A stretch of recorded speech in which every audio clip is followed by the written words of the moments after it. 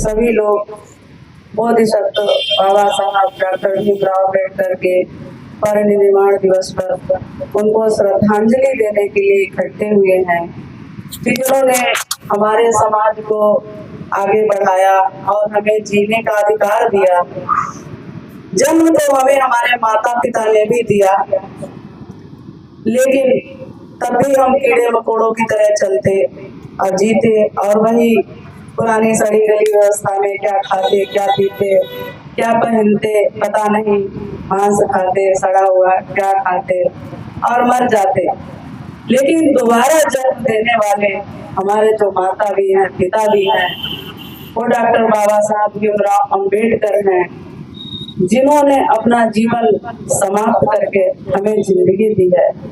वो आज हमारे लिए हमारे माता भी हैं और पिता भी हैं।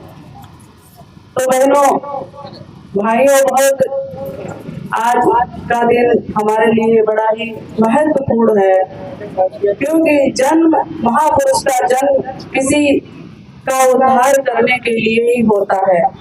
जब भी कोई अत्याचार करने के लिए आता है तो कोई महापुरुष जन्म ही इसलिए लेता है कि हम इस वर्ग का उद्धार कर सके। और जब हम 5,000 वर्षों से गुलामी की जंजीरों में जी रहे थे, तो बाबा साहब, बोधिसत्व बाबा साहब ये किरण, रोशनी की किरण बन के आए और हमें जीने का सहारा दे गए। ऐसी व्यवस्था दे गए कि आज हम जी सकते हैं, और एक समय ऐसा भी था कि हम खड़े भी नहीं हो सकते थे।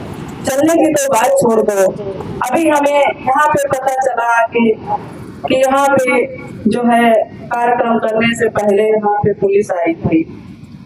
हम आ रहे थे ऑटो से, तो हम 1 किलोमीटर पहले हमें उतर लिए, क्यों वहाँ बड़ी लंबी लाइन लगी थी, वहां से गाड़ियां निकल रही थी, पुलिस लगी थी, हमें समझ ही नहीं आया क्या हो रहा। हमने सोचा एक फोर्स बड़ी लगी है, तो वहां पे देखा 4-5 वो वेशभूषा अपनी बनाया गणेश जी की, और बीच में आग जल रही, तो वो नाच रहे हैं। पुलिस प्रशासन ने इधर के वाहन इधर और उधर के वाहन उधर रोक रखे हैं, एम्बुलेंस तक निकलने नहीं दे रहे।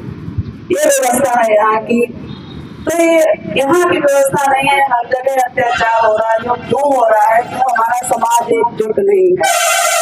आज हम अपने कॉलेज और विद्यालयों में भी देखते हैं कि अगर ओबीसी का है तो वो दूर से फूल फेंक देता है, और एससी और समाज का है वो तो ठीक है।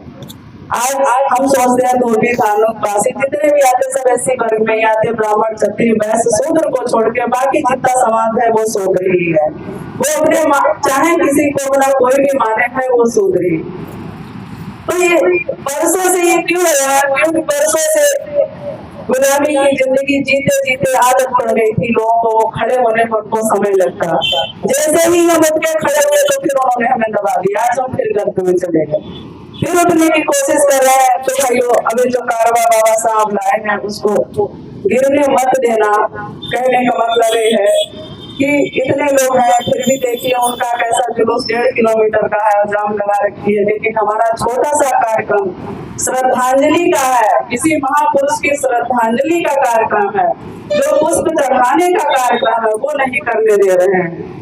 तो कमी तो कहीं हमारे नेतृत्व करने वालों की ही रही होगी, जो आज ये व्यवस्था बनी है। जो हमारे लीडर रहे होंगे उन्होंने ये व्यवस्था बना डाली कि हम लोगों को जो मिला बनाया सपना माननीय कांशीराम साहब जी की व्यवस्था को हमें बदल दिया और हम उस गर्त में चले गए।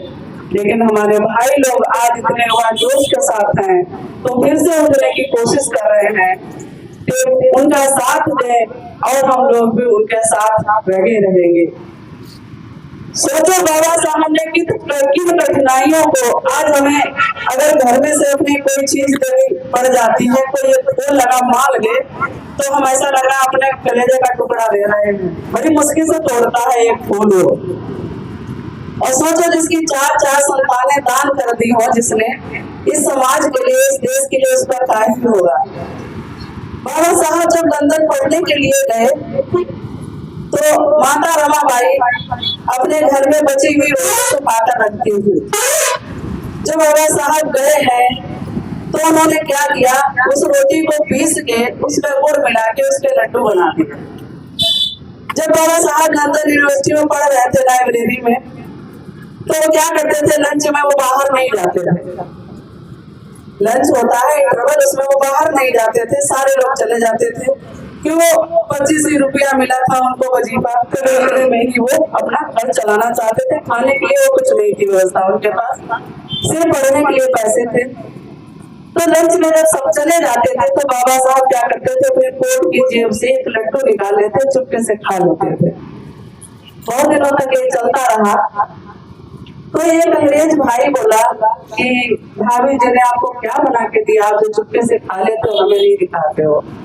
मैं रोज देखता हूँ आप हमें नहीं खिलाते हो, लंच में बाहर ही नहीं जाते हो। कहीं नहीं, मैं कुछ नहीं खा रहा हूँ। बहुत जबरदस्ती पीछे पड़ गया तो बाबा साहब बोले, भाई मुझसे मत पूछ, ये मेरे भारत के जो हमारे दबे कुचले लोग हैं और हमारे गरीबों की निशानी है, जो हमारी पत्नी ने बसी हुई रखी रोटी पीस के और उसमें गुड़ मिला के दिए हैं। हमारे भारतवासियों को तो ये भी नहीं नसीब होता है कि वो तो जानवर का मांस सुखा के और भून के खाते हैं, उनको तो ये भी नहीं नसीब होता। उनको पता ही नहीं रोटी होती क्या चीज है। काम करते हैं, किसी का बस चला तो उसने पानी सुबह दे दिया, वरना वो काम करते ही करते मर जाते हैं। हमारे भारत के बहुत ही बुरी दशा है, जहाँ भारत को विश्व गुरु का दर्जा दिया जाता है। तो सोचो कि कितनी दुर्दशा थी यहाँ पे। बहने हैं, एक किस्सा और आता है। जब वो उनका बेटा राजरतन बीमार था तो एक जाता है उनके पास, उनका भाई जाता है कि भीम राजरतन बीमार है, घर पे चल। तो भीम बोले, चलो मैं अभी आता हूँ। तो कुछ देर हो गई जाने में, तो बाबा साहब जब घर पे लौट के आते हैं तो जिनको वो खिलाते थे कि मेरा शेर बेटा है, मेरा राजा बेटा है, राजरतन नहीं रहता है। जब वो गोद में उठाते, राजरतन जा चुका होता है, मर चुके होते हैं। और बाबा साहब को कॉन्फ्रेंस के लिए लंदन जाना था, तो बाबा साहब जाने लगते हैं तो उनका भाई बोलता है, भीम तो जा रहा है, इनका अंतिम संस्कार कौन करेगा। तो बाबा साहब ने कुछ कहे कि और पड़ोसी है, कैसे पिता हो, उसके अंतिम क्रिया के लिए कुछ पैसे दो। तो साहब कहारे मार कर रोने लगे। तो उन्होंने पड़ोसियों को पूछा, ये कारण, रमाबाई समझ गई ये कारण कुछ और है। रमाबाई समझ गई कि साहब की जेब में पैसे नहीं है, तभी ये रो रहे हैं कि आज उनकी जेब में इतना पैसा नहीं था कि वो अपने बेटे की अंतिम क्रिया कर सके। तो माता रमाबाई ने अपने साड़ी का टुकड़ा फाड़ा और बेटे राजरतन को लपेट के दफना दिया। अब बाबा साहब हम सबके लिए लंदन कॉन्फ्रेंस में चले गए। तो जिसने अपनी चार संतानें खो दी हो हमें जीवित रखने के लिए, वो हमारे लिए भगवान ही हैं। भगवान बनकर आए, हमारे माता पिता भी हैं, हमारे भगवान भी हैं। हम उनको भगवान की तरह इसीलिए पूजते हैं, वो है हमारे भगवान, वो है हमारे मसीहा। तुमको देखते हो चाहे तो जो तमाशा कर रहे हैं देखो।